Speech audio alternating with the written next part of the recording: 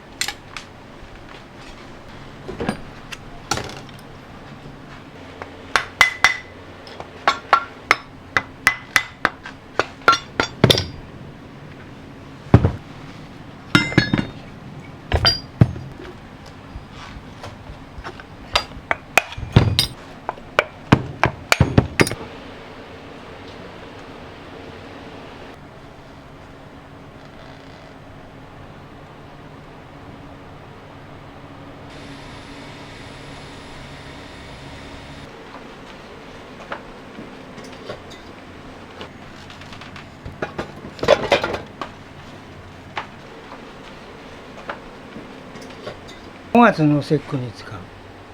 これいろいろ飾りがつくんですね。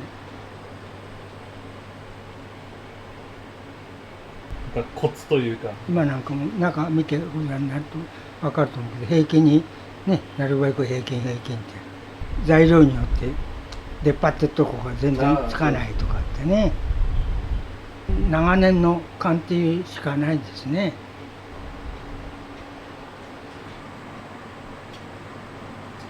去年ですか、園遊会に誘われて招待されて、近藤さん天皇陛下がお声掛けがあるからちょっとって天皇さんから皇后さん、秋篠宮さんとか10人ぐらい順番にみんな宮様方もそういうのを知ってて、ご苦労様でした。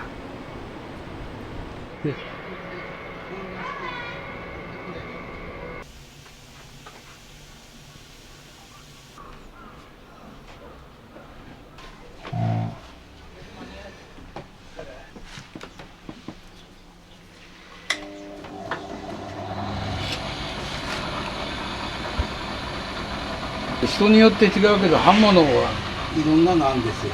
こっちあたりだと失火希望っていうんです。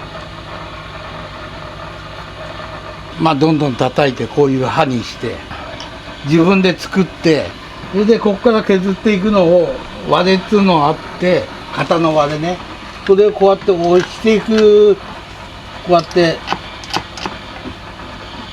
まあバリ取りですね。でも割れだからこういうふうに当ててここを取っていくと。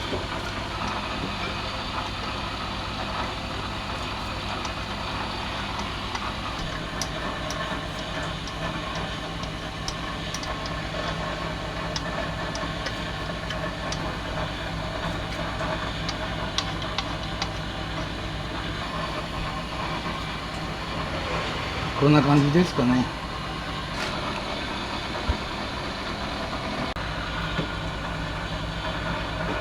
これをまあ研磨かけるわけですよ。